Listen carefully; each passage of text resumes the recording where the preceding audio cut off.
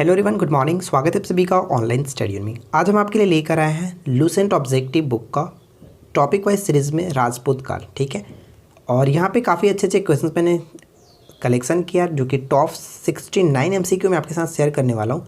तो इस वीडियो को एंड तक ज़रूर देखिए और किस तरह के क्वेश्चन है कमेंट्स करके ज़रूर बताइएगा। तो चलिए इस वीडियो को हम शुरू करते हैं। फर्स्ट क्वेश्चन बनता है कि पूर्व मध्यकालीन भारतीय इतिहास में 750 ईस्वी से 1200 ईस्वी तक का समय मुख्यतः माना जाता है। इस प्रश्न का सही आंसर होगा राजपूत काल। ऑप्शन हम बी को टिक करेंगे। 750 ईस्वी से 1200 ईस्वी तक का जो समय था उत्तर भारत के संदर्भ में वो राजपूत काल के संदर्भ में माना जाता है। सेकेंड क्वेश्चन ये है कि 712 ईस्वी में सिंध पर अरबों के आक्रमण के समय वहाँ का शासक कौन था। ये क्वेश्चन काफ़ी इंपॉर्टेंट है, ध्यान रखिएगा। अरबों का आक्रमण जो सिंध पर हुआ था वो कब हुआ था, तो 712 ईस्वी में, और उस वक्त वहाँ के जो शासक थे वो दाहिर थे। ठीक है, ऑप्शन हम यहाँ पे बी को टिक करेंगे और कुछ पॉइंट्स भी मैंने यहाँ पे नोट डाउन किया, हम इसको पढ़ करके समझ सकते हैं। देखिए क्या 712 ईस्वी में अरबों के आक्रमण के समय सिंध पर एक ब्राह्मण राजा, ध्यान रखेंगे कि वो ब्राह्मण राजा दाहिर का शासन था। ठीक है, जिसने पूरी वीरता से मोहम्मद बिन कासिम, ध्यान रखेंगे कि किसने आक्रमण किया था, तो मोहम्मद बिन कासिम ने आक्रमण किया था, उनसे युद्ध किया। किंतु खुद स्वयं के भाई तथा बौद्ध मठों द्वारा मोहम्मद बिन कासिम के समर्थन किए जाने तथा उनके द्वारा किए गए विश्वासघात के कारण युद्ध में वीरगति को प्राप्त हुई।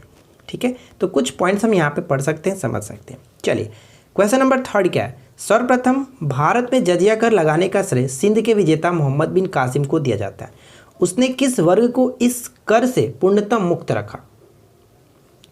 किस कर से उन्होंने पूर्णतः मुक्त रखा, किसको, तो ध्यान रखेंगे ब्राह्मणों को मुक्त रखा। ऑप्शन हम यहाँ पे सी को टिक करेंगे। Clear, option C will be correct answer. Question number 4 में क्या कह रहा है कि दिल्ली नामक शहर की स्थापना किसने की थी, और ये क्वेश्चंस भी कई बार एग्जाम्स में पूछा जा चुका है, ध्यान रखिएगा। दिल्ली का या फिर दिल्ली की जो स्थापना की गई थी वो किसने, ऑप्शन बी तोमरों ने की थी। ठीक है, चलिए नेक्स्ट वन कि उस शासक का नाम क्या है जिसने विजय स्तंभ टावर ऑफ विक्ट्री का निर्माण कराया था। विजय स्तंभ का निर्माण किसने कराया था, तो राइट आंसर यहाँ पे होगा राणा कुंभा ने। ठीक है, ऑप्शन हम ए को टिक करेंगे, राणा कुंभा ने, जो कि राजस्थान के चित्तौड़गढ़ में स्थित है। हम यहाँ पे पढ़ भी सकते हैं कि विजय स्तंभ भारत के राजस्थान के चित्तौड़गढ़ में स्थित एक स्तंभ या फिर टावर है। इससे मेवाड़ नरेश राणा कुंभा ने महमूद खिलजी के नेतृत्व वाली मालवा और गुजरात की सेनाओं पर विजय के स्मारक के रूप में, जो कि 1440 से 1448 में मध्य बनवाया था। ठीक है, तो यहाँ पे पूछा जा सकता है कि किसके संदर्भ में ये बनवाई गई थी, तो ध्यान रखेंगे कि मालवा और गुजरात की सेनाओं पर विजय के उपलक्ष्य में कह सकते हैं उनके स्मारक में इन्होंने ये बनवाया था। ठीक है, कब बनवाया था, 1440 से 1448, ये ध्यान रखिएगा। और हम यहाँ पे कह सकते हैं कुछ पॉइंट्स देखिए, यह राजस्थान पुलिस और माध्यमिक शिक्षा बोर्ड का प्रतीक चिन्ह है। क्लियर, और साथ ही साथ यहाँ पे पढ़ सकते हैं कि इसे भारतीय मूर्तिकला का विश्वकोश और हिंदू देवी देवताओं का अजायब घर कहते हैं। इस स्मारक को कीर्ति स्तंभ के नाम से भी जाना जाता है। तो ये नॉलेज के लिए इंपॉर्टेंट हो सकता है। ठीक है ना, आगे बढ़ते हैं। नेक्स्ट वन है कि निम्नलिखित में से भारत पर पहली बार आक्रमण करने वाला शासक कौन था। तो भारत पर पहली बार आक्रमण करने वाले शासक जो कि अरब कह सकते हैं, ऑप्शन सी करेक्ट है। नेक्स्ट पॉइंट बनता है कि पृथ्वीराज रासो निम्नलिखित में से किसने लिखी थी, और ये क्वेश्चंस बहुत ज़्यादा इंपॉर्टेंट है, कई बार पूछा जा चुका है, ध्यान रखिएगा। राइट आंसर होगा ऑप्शन सी, यानी कि चंदर बदाई। ठीक है, चंदर बदाई का जन्म अगर हम बात करें तो ये लाहौर में हुआ था, और ये कह सकते हैं पृथ्वीराज चौहान के दरबार में रहते थे। ठीक है, अगला प्रश्न नेक्स्ट वन है कि पूर्ण मध्यकालीन भारत के शासक राजवंशों के साथ उनकी राजधानियों का मेल बैठा है।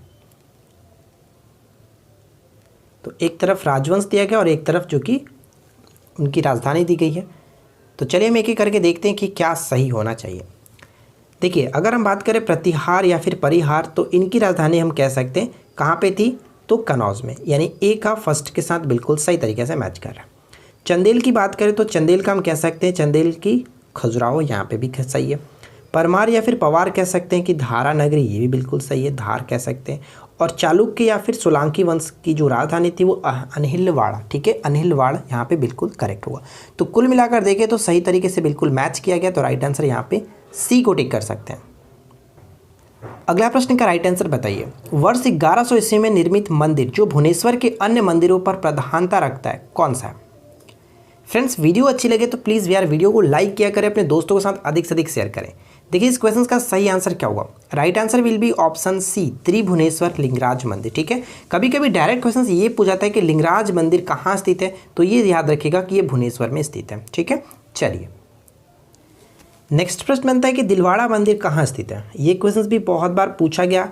दिलवाड़ा का जैन मंदिर कहाँ पे, तो राजस्थान के आबू पर्वत पे। ठीक है, ऑप्शन डी यहाँ पे करेक्ट आंसर होगा। नेक्स्ट वन, खजुराहो स्थित मंदिरों का निर्माण किसने कराया था या फिर किसने किया था। खजुराहो स्थित मंदिरों का निर्माण किसने किया था, चंदेल राजपूत। ये क्वेश्चंस भी रिपीटेड होता रहता है तो ध्यान रखिएगा। लिंगराज मंदिर की नींव किसने डाली थी, भुवनेश्वर में स्थित है, तो लिंगराज मंदिर की नींव किसने डाली थी, ययाति केसरी ने। ठीक है, ऑप्शन ए को टिक करेंगे। अगला प्रश्न, सोमनाथ मंदिर के, ठीक है, सोमनाथ के मंदिर पर 1025 ईस्वी में महमूद गजनी के आक्रमण के समय गुजरात का शासक कौन था। सबसे चर्चित आक्रमण माना जाता है और यहाँ पे करेक्ट आंसर होगा भीमदेव प्रथम, ऑप्शन ए करेक्ट होगा। नेक्स्ट प्रश्न बनता है कि हिंदू विधि पर एक पुस्तक मिताक्षरा किसने लिखी है। ये पुस्तक बहुत ज़्यादा इंपॉर्टेंट है, बताइए कि मिताक्षरा के लेखक कौन है। तो ध्यान रखिएगा मिताक्षरा के लेखक कह सकते हैं Vijnaneshwar, option C correct answer है। ब्लैक पैगोडा है, बताइए कि ब्लैक पैगोडा है, तो ब्लैक पैगोडा कह सकते हैं कि यहाँ पे कोणार्क, ऑप्शन सी को टिक करेंगे कोणार्क में।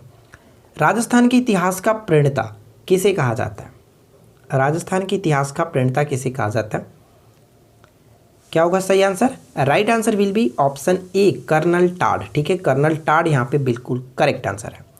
अगला प्रश्न, राजवंश और राज्य क्षेत्र में सही सुमेलित करना है, क्या होगा सही आंसर। चलिए हम यहाँ पे क्या करके मैच करके देखते हैं क्या सही आंसर होता है। अगर हम बात करें चौहान, तो चौहान का हम कह सकते हैं कि दिल्ली अजमेर बिल्कुल सही है। प्रतिहार की बात करें तो प्रतिहार के साथ हम कनौज को मिला सकते हैं, यहाँ बिल्कुल सही है। परमार की बात करें तो परमार राजवंश, हम यहाँ पे राज क्षेत्र मालवा बिल्कुल करेक्ट, इन्हीं के क्षेत्र के अंतर्गत आता था। और चालुक्य या फिर सोलंकी कह सकते हैं काठियावाड़, यहाँ पे चारों के चारों बिल्कुल सही तरीके से मैच किया गया, यानी ऑप्शन हम ए को टिक करेंगे। 1 2 3 4 बिल्कुल सही है, option A will be correct answer. अगला प्रश्न क्या कह रहा है कि कौन सुमेलित नहीं है। देखिए जो भी क्वेश्चंस यहाँ पे कराया जा रहा है वो काफ़ी इंपॉर्टेंट क्वेश्चन है, इससे बाहर आपको लूसेंट में एक्स्ट्रा चीज़ें पढ़ने की ज़रूरत नहीं है। अगर आप हमारे रेगुलर वीडियो को देखते रहते हैं तो आपकी सारी तैयारी अच्छे से क्लियर हो जाएगी। बस क्वेश्चंस को अच्छे से याद रखिए, हो सके तो जितना से ज़्यादा प्रैक्टिस सीट लगाते रहिए। देखिए इस क्वेश्चन का राइट आंसर क्या हुआ, कौन सुमेलित नहीं है। तो हम यहाँ पे क्या देख सकते हैं कि कौन सुमेलित नहीं है। राइट आंसर आप देख सकते हो ऑप्शन डी, राष्ट्रकूट वंश की स्थापना जो थी वो दंती दुर्ग ने की थी, और यहाँ पे विद्यालय जो दिया गया वो चोल वंश के संस्थापक थे विद्यालय। तो कह सकते हैं कि ऑप्शन डी यहाँ पे बिल्कुल सही तरीके से मैच नहीं किया गया, ऑप्शन डी को टिक करेंगे। नेक्स्ट वन कि हरिकेली नाटक के रचयिता कौन है। हरिकेली नाटक के रचयिता हैं, तो हरिकेली नाटक के रचयिता हम कह सकते हैं कि विसलदेव, या फिर इनका एक और नाम इस तरह से चौहान शासक विग्रहराज चतुर्थ। ठीक है, इन्हीं को विसलदेव के नाम से जाना जाता है। छोटा सा पॉइंट यहाँ पे मैंने नोट डाउन किया, पढ़ सकते हैं कि हरिकेली नाटक एक संस्कृत नाटक है जो कि चौहान, ठीक है, चौहान राजा विग्रहराज चतुर्थ उर्फ विसलदेव द्वारा लिखित है, जिन्होंने 1153 से 1163 तक उत्तर पश्चिमी भारत पर शासन किया था। ठीक है, नेक्स्ट पॉइंट हम ये पढ़ सकते हैं कि यह नाटक लेखक भारवी के कीर्तर जनिया पर आधारित है। ठीक है, इस नाटक को ललित विग्रहराज नाटक भी कहा जाता है। तो ये कुछ पॉइंट्स आप इसको याद रख सकते हैं। नेक्स्ट पॉइंट है कि किस नाटक के कुछ अंश 2.5 दिन के झोपड़ा मस्जिद की दीवारों पर अंकित है। 2.5 दिन का झोपड़ा किसने बनाया था, जल्दी से पहले कमेंट करके बताइएगा। ठीक है, 2.5 दिन का झोपड़ा किसने बनवाया था। और इस क्वेश्चन के करेक्ट आंसर की हम बात करें तो हरिकेली, ऑप्शन ए सही आंसर है। रानी पद्मावती का नाम अलाउद्दीन खिलजी के चित्तौड़गढ़ विजय से जोड़ा जाता है, उसके पति का नाम क्या है। रानी पद्मावती जो है इनके पति का नाम क्या है, तो हम यहाँ पे कह सकते हैं ऑप्शन डी बिल्कुल करेक्ट होगा, राणा रतन सिंह। ठीक है, अगला प्रश्न, विक्रमशिला शिक्षा केंद्र के संस्थापक का नाम क्या है। विक्रमशिला शिक्षा केंद्र के संस्थापक का नाम क्या है, तो इनके संस्थापक के नाम के रूप में हम कह सकते हैं ऑप्शन बी करेक्ट आंसर होगा, Dharmapal. Option B correct answer है, विक्रमशिला शिक्षा केंद्र धर्मपाल के द्वारा निर्मित है। नेक्स्ट वन, निम्नलिखित में से किस मंदिर परिसर में एक भारी भरकम नंदी की मूर्ति है जिसे भारत की विशालतम नंदी मूर्ति मानी जाती है। तो यहाँ पे सही आंसर क्या होगा, कंदरिया महादेव मंदिर, ऑप्शन सी को टिक करेंगे। नेक्स्ट वन, निम्नलिखित में से किसे एक नए संवत चलाने का यश प्राप्त है? एक नए संवत चलाने का यश प्राप्त है या फिर कीर्ति प्राप्त है। तो एक नए संवत स्टार्ट करने का हम कह सकते हैं लक्ष्मण सेन। ऑप्शन डी को टिक करेंगे, लक्ष्मण सेन। और यहाँ पे एक one of the most important question है, ध्यान रखिएगा कि गीत गोविंद के रचनाकार जयदेव किसकी सभा को अलंकृत करते थे? यहाँ से अक्सर घुमा फिरा करके क्वेश्चंस पूछे जाते हैं। कभी कभी पूछा जाता है डायरेक्ट कि गीत गोविंद के लेखक कौन है, तो गीत गोविंद के रचनाकार थे जयदेव। ये डायरेक्ट क्वेश्चन पूछा जाता है। और यहाँ पे पूछा गया कि जो जयदेव हैं वो किसके दरबार में रहते थे, किसकी सभा को अलंकृत करते थे? तो यहाँ पे सही आंसर हमारा हो जाएगा लक्ष्मण सेन। ठीक है, ऑप्शन डी को टिक करेंगे। नेक्स्ट वन देखिए क्या है कि किसने सोमपुर महाविहार का निर्माण कराया था? सोमपुर महाविहार का निर्माण किसने कराया था? तो यहाँ पे करेक्ट आंसर होगा धर्मपाल। सी को टिक करेंगे, धर्मपाल। भुवनेश्वर तथा पुरी के मंदिर किस शैली में निर्मित है? किस शैली से निर्मित है? भुवनेश्वर तथा पुरी के मंदिर किस शैली से निर्मित है? तो यहाँ पे करेक्ट आंसर होगा नागर शैली से निर्मित है। ए को टिक करेंगे, नागर शैली। अगला प्रश्न, राजवंश जो कनौज पर आधिपत्य स्थापित करने में त्रिकोणीय संघर्ष में उलझे हुए थे वे कौन कौन है? त्रिकोणीय संघर्ष में कौन कौन से उलझे हुए थे? तो ध्यान रखेंगे त्रिकोणीय संघर्ष में पाल, प्रतिहार और कह सकते हैं कि राष्ट्रकूट। ठीक है, 3 लोग यहाँ पे, तो 2, 3, 4 यहाँ पे ऑप्शन सी को टिक करेंगे। नेक्स्ट प्रश्न है कि भारत में प्रथम आक्रमणकारी कौन था? भारत में प्रथम आक्रमणकारी कौन था? तो यहाँ पे सही आंसर होगा भारत में प्रथम आक्रमणकारी जो थे, आपको पता है कि सिंध पर आक्रमण किया था 712 ईस्वी में, और वो था मोहम्मद बिन कासिम। यानी ऑप्शन हम यहाँ पे सी को टिक कर सकते हैं। ऊपर में हम लोगों ने क्वेश्चंस देखा था। अगला प्रश्न, पुरी में स्थित कोणार्क के विशाल सूर्य मंदिर के निर्माता कौन थे? सूर्यदेव के मंदिर के निर्माता कौन थे? पुरी में स्थित कोणार्क के विशाल सूर्यदेव के मंदिर के निर्माता के रूप में हम कह सकते हैं नरसिंह देव प्रथम। ऑप्शन ए करेक्ट होगा, नरसिंह प्रथम। अजयपाल संस्थापक थे। अजयपाल जो थे वो किसके संस्थापक थे? तो यहाँ पे सही आंसर होगा अजयपाल अजमेर के संस्थापक थे। ऑप्शन सी को टिक करेंगे। नेक्स्ट और क्या है कि निम्नलिखित में से कौन कविराज के नाम से विख्यात था? कविराज के नाम से विख्यात था। तो कविराज के नाम से विख्यात थे भोज परमार। ठीक है, ऑप्शन ए करेक्ट है। नेक्स्ट पॉइंट, भोज परमार द्वारा रचित पुस्तकें कौन कौन सी हैं? भोज परमार द्वारा रचित पुस्तकें कौन कौन सी हैं? तो अगर हम यहाँ पे बात करें तो राइट आंसर हमारा क्या होगा? सूत्रधार, कंठाभारण, सूत्रवृत्ति और यहाँ पे कह सकते हैं आयुर्वेद सर्वस्व। यहाँ पे चारों के चारों पुस्तक जो है वो इन्हीं के द्वारा लिखी गई है, भोज परमार के द्वारा। ऑप्शन सी को टिक करेंगे, 1, 2, 3, 4। ठीक है, ध्यान रखिएगा ये क्वेश्चंस पूछे जा सकते हैं सिंगल करके भी कि ये पुस्तक किसकी है। नेक्स्ट क्वेश्चन ये कह रहा है कि सम्रांगण सूत्रधार का विषय क्या है? जो पुस्तक है भोज परमार की, ये जो पुस्तक है इसका विषय क्या है? इसका विषय हो जाता है स्थापत्य शास्त्र से। ए करेक्ट आंसर होगा, स्थापत्य शास्त्र। नेक्स्ट क्वेश्चन कि वह प्रथम भारतीय शासक कौन था जिससे तुर्क आक्रांता मोहम्मद गौरी का सामना हुआ और जिसने मोहम्मद गौरी को परास्त किया? और यहाँ पे सही आंसर हो जाता है ऑप्शन बी, भीम द्वितीय ने। ठीक है, भीम द्वितीय, ऑप्शन बी को टिक करेंगे। नेक्स्ट वन कि किस शासक ने कलिंजर के अजय दुर्ग का निर्माण कराया था? कलिंजर के अजय दुर्ग का निर्माण कराया था और वो शासक कौन था? सी को टिक करेंगे, धंगदेव। ठीक है, ऑप्शन सी करेक्ट है। नेक्स्ट पॉइंट, निम्नलिखित में से वह कौन सा संवत है जो कलचुरियों द्वारा प्रयुक्त किए जाने के कारण कलचुरी संवत भी कहलाता है? तो बताइए कि वह संवत कौन सा है जो कलचुरी संवत के नाम से भी जाना जाता है? और इस क्वेश्चन का सही आंसर होगा त्रैकुटक संवत। ठीक है, त्रैकुटक संवत, सी को टिक करेंगे। अगला प्रश्न कि चंदावर का युद्ध 1194 किनके मध्य हुआ था? 1194 में चंदावर का युद्ध हुआ। तो आपको पता है कि तराइन का प्रथम युद्ध, तराइन का द्वितीय युद्ध और इसके बाद ये हुआ था चंदावर का युद्ध। ठीक है, चंदावर का युद्ध 1194 में किनके मध्य हुआ था? तो हम यहाँ पे सही आंसर टिक करेंगे, जयचंद एवं मोहम्मद गौरी। ऑप्शन सी को टिक करेंगे। क्लियर। अगला प्रश्न, नैषध चरित व खंडन खंड खाद के रचयिता श्री हर्ष किस शासक के राजकवि थे? तो यहाँ पे करेक्ट आंसर हमारा होगा जयचंद। ठीक है, Jaichand option D correct answer हो जाता है।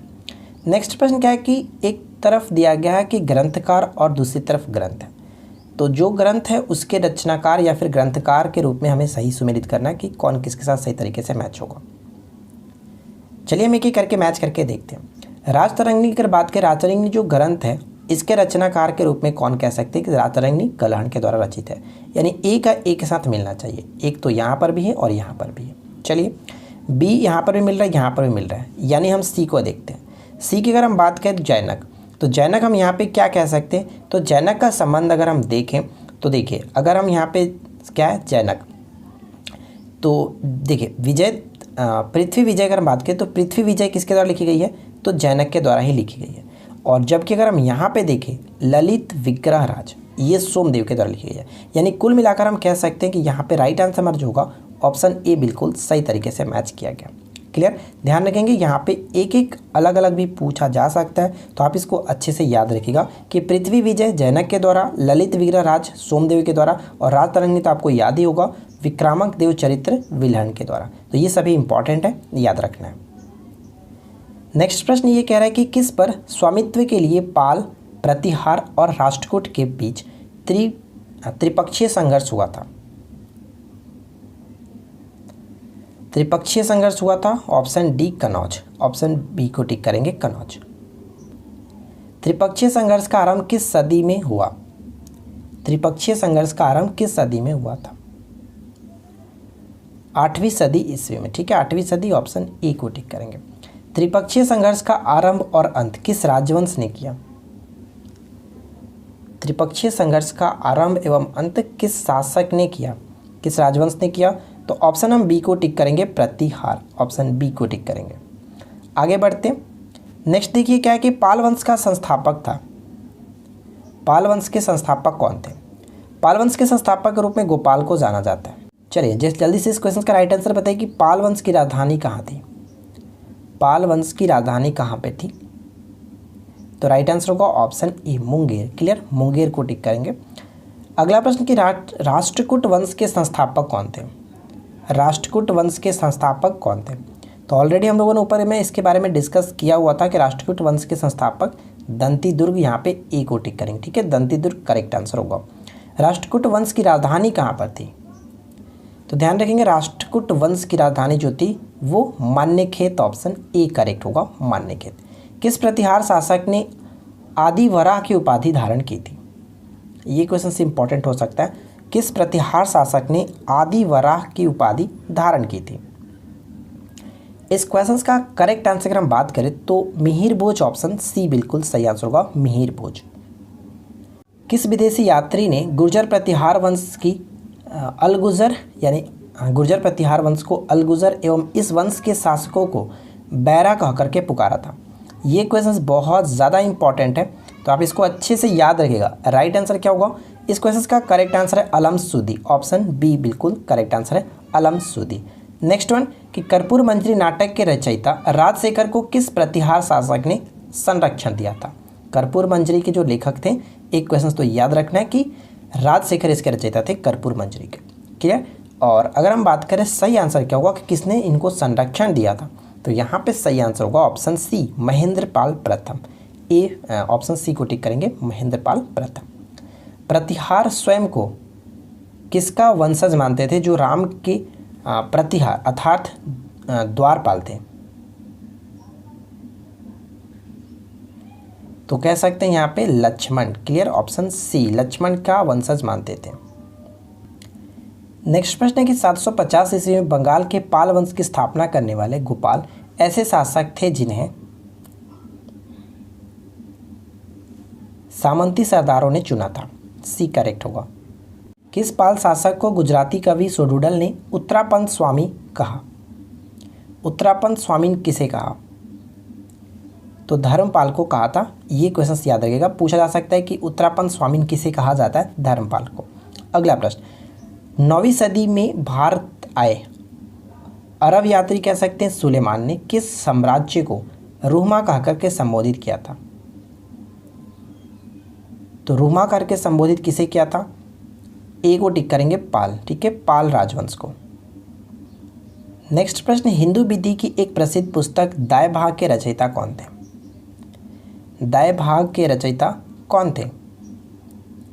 सी को टिक करेंगे, जीमूत वाहन। ठीक है, जीमूत वाहन सी करेक्ट है।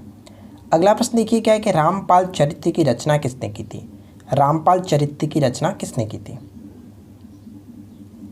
डी करेक्ट होगा, संध्याकर नंदी।